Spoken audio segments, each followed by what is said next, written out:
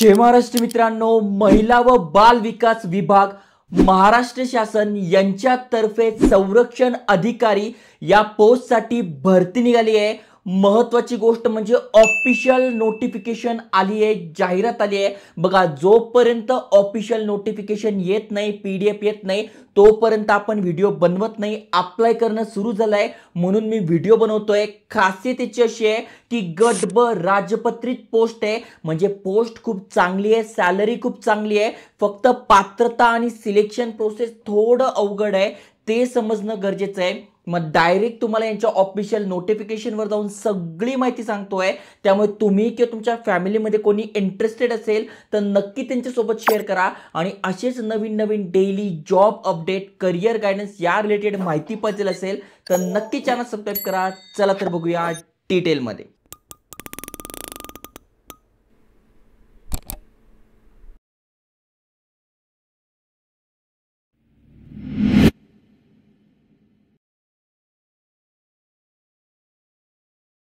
तर मित्रांनो, तुम्ही स्क्रीनवर बघू शकताय, महिला व बाल विकास यांच्या ऑफिशियल वेबसाईटवर घेऊन आलोय। महत्त्वाचं म्हणजे अनेकांना हे विभाग माहिती झालंय, कारण की ते बघा, लाडकी बहीण जी योजना आहे त्यामुळे हे जे विभाग आहे ते जास्त प्रसिद्धीस आलंय आणि अनेकांना या विभागाबद्दल माहितीच आहे। तर यांच्यातर्फे जी एग्जाम होणार आहे, जी भरती होणार आहे ती MPSC मार्फत होणार आहे। त्यामुळे इथून आपल्याला अप्लाय करायचं आहे आणि ही यांची ऑफिशियल नोटिफिकेशन आहे, ॲडव्हर्टाइजमेंट आहे। जसं की तुम्ही ते बघू शकताय, कशासाठी भरती होते तर इथे स्पष्ट लिहिलेलं आहे, अधिकारी गट ब राजपत्रित यासाठी ही भरती होते आहे। ओके, आता नेमका कोण कोण अप्लाय करू शकताय, एग्जाम कधी होणार आहे, अप्लाय कसं करायचं, तर डेट्स इथे आलेले आहे।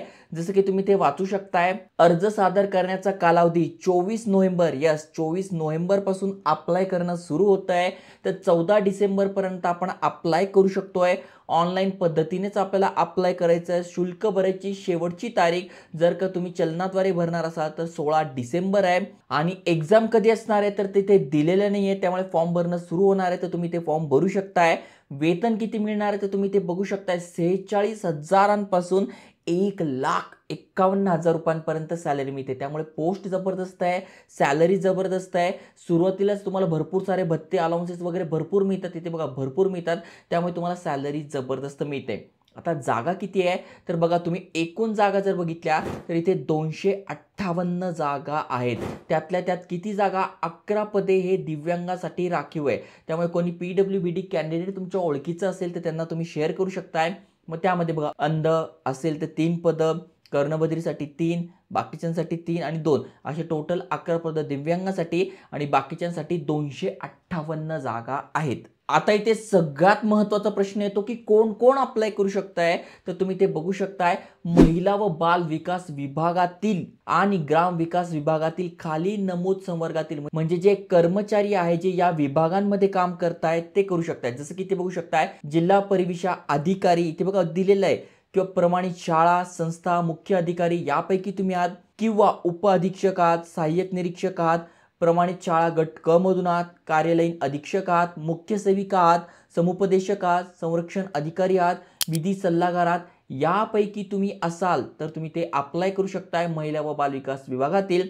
किंवा ग्रामीण विकास विभागातील तुम्ही असाल तर जिल्हा तांत्रिक सेवा किंवा विस्तार अधिकारी, जिल्हा तांत्रिक सेवा, म्हणजे यापैकी तुम्ही ते बघा, किंवा याचा स्क्रीनशॉट काढा किंवा लिंक तुम्हाला डिस्क्रिप्शन मध्ये PDF चे टाकून देईल, नोटिफिकेशनचे टाकून देईल। ऑफिशियल नोटिफिकेशन आहे, त्यामध्ये तुम्ही बघू शकताय।